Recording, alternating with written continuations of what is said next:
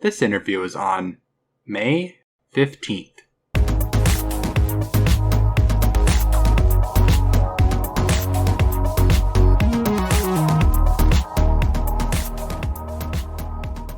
Welcome to the Polytopian Interviewer, where I interview people on their experiences and views on the Polytopia Discord community. I have Spitch with me. How are you? Hi TNT, I'm good. Looking forward to this interview.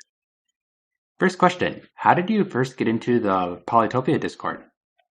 That was in 2020, about February.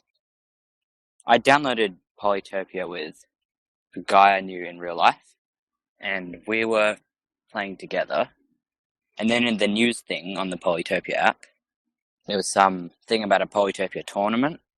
We had to download Discord and join the Discord for that.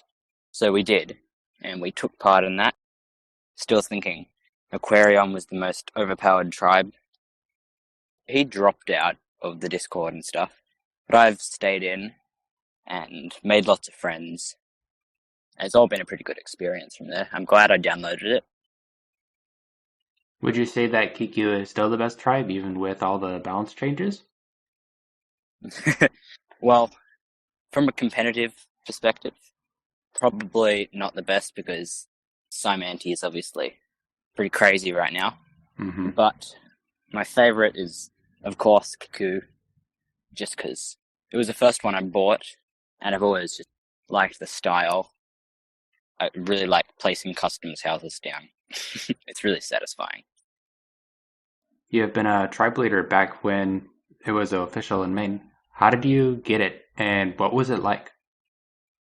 Before I went for it, they had the already assigned tribe leaders. I don't know if they were the mod ones back then, but anyway, then they decided to run an election, and I just thought, why not give it a go? So I did, and then I got it, so I was like, this is fun.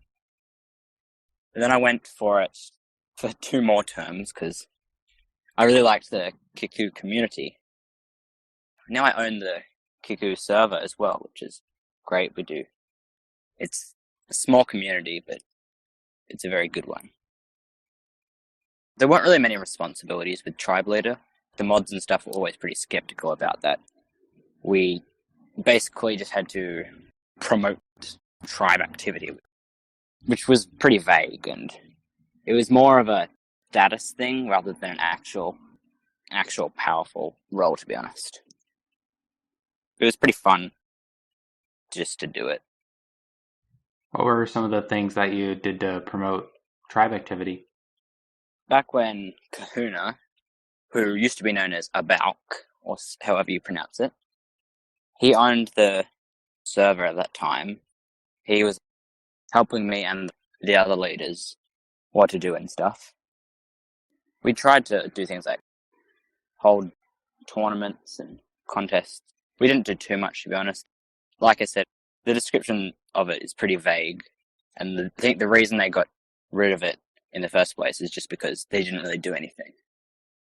It's fun being a mod on the Kickoo server, and now Kahuna's been really nice, and he transferred ownership to me.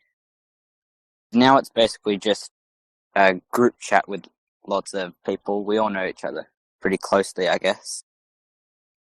It's just a fun hangout server for us now. You're a director in Maine. What are some of your tasks and responsibilities with that?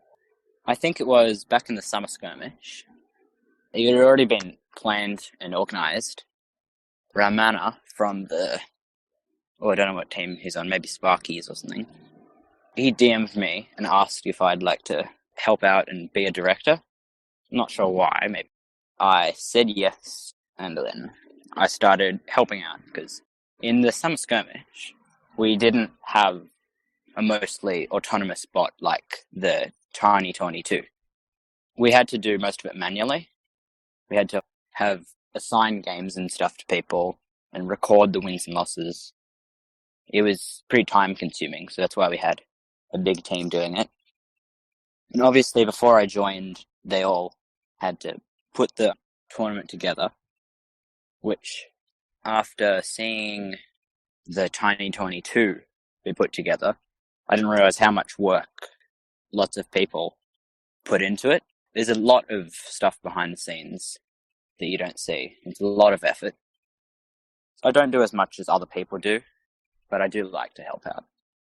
People like Romana, Espark, and Paxu do a lot of all that. Though this time now we've got the Tiny22. We have the bot, which actually, I think Artemis programs most of it, and it's pretty autonomous. We don't have to do much.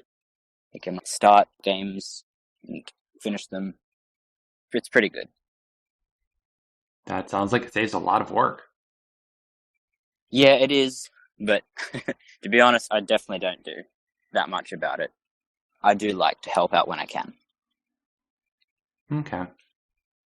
Is your TT2 roll for people that are in the tournament? Yeah, so TT2, short for Tiny22. It's the one we've just put together recently. I had it before it all started, before people knew about it, because we were testing it. When you came up with the question, no one would have known what it was. How did you find out about Friendly Polytopia, and why did you join it? In the Bomber server, my Poly Champions team, I think a while ago when Front DoorMatt was a bomber. It's very sad. He isn't anymore. He left us for the Jets. Traitor. And I think it was him. I don't know if I'm just have some random inaccurate memory, but I feel like he put an invite out because someone was asking about the Pokemon gym thing. And I thought, that's a fun idea, so I decided to join. I haven't actually participated in it, but I thought that it looked kind of fun, so I might try it sometime. Well, you better hurry up because the event's going to end pretty soon. Is it a one-time thing? Yeah, we're doing it for about 2 months. We'll do another event soon. I'll have to try and participate in that. It's just hard. A lot of real-life stuff going on, so I don't have too much time for Polytopia. It's still fun to play, though. You mentioned that you were on the Dynamite team. You're also a recruiter. So how did you first get onto the team, and what are some things that you do with your recruiting? It's a pretty interesting story. So back when we first, with someone I knew in real life, when we joined the Polytopia Discord, I think he invited me to Poly Champions. I didn't really know what it was. He just invited me to it, and I sat there for about half a year doing nothing. I think I was a Nova, though, but I just didn't do anything. I might have joined a few games on there because I realized that it contributed to global ELO. One day it just said that I got drafted to the Ronin team, and I was like, what's Ronin? I was like, I didn't know what it meant or anything, because I basically did not follow the server at all. The Ronin wasn't a good fit for me, I don't think. I ended up talking to Espark in Maine. She was talking about the Bombers, and I thought, it sounds good. Sounds like a good community, which some people might debate, but I agree that it is a good community. Then she invited me to the Bombers server. Then we organized a trade from Ronin to Bombers. So that was, I don't know when it was, somewhere in the middle of last year. That's how I got onto the Bombers. Recently, I became a recruiter, which is kind of fun. The whole draft stuff is actually really interesting, with the facts and everything. I don't do too much of it. I don't do too much recruiting, but I have tried to recruit one person before.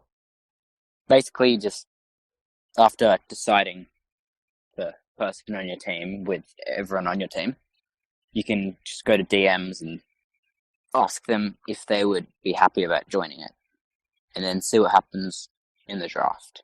It's all really fun and exciting, but sadly I'd never get to be awake for the live draft because it's 3 a.m. for me. Oh, yeah, fair enough.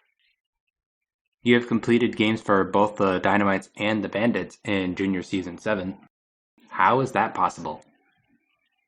Yeah, that's because I was traded to the Bombers halfway through the season, or probably somewhere at the beginning. I'd already been assigned to 2 or 3 games as the Bandits. Then I moved to the Bombers.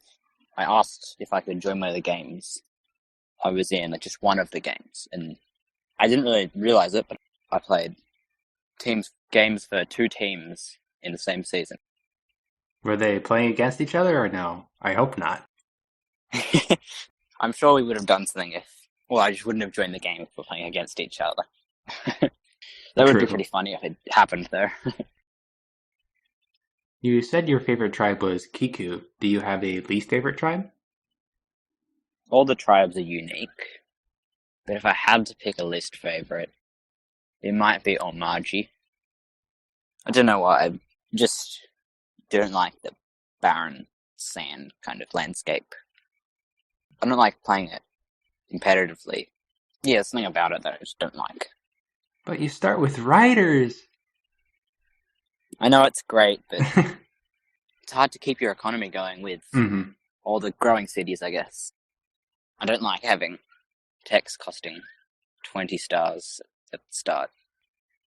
On the other hand, I much prefer something like Kickoo, where you could get all the techs you need, like sailing and trade. Then you can just go place some customs houses and then destroy the other person, because why not? So customs house rush is your favorite strategy? Yeah, by far. I guess it kind of gets repetitive. Well, that's what a lot of people say, but I just like it. It's just always fun. I really dislike playing games with Kickoo, that it turns out to be better not to get customs houses. That really annoys me. But it does happen, and I have to deal with it. What's the most memorable game you ever played? I don't think I have a most memorable game.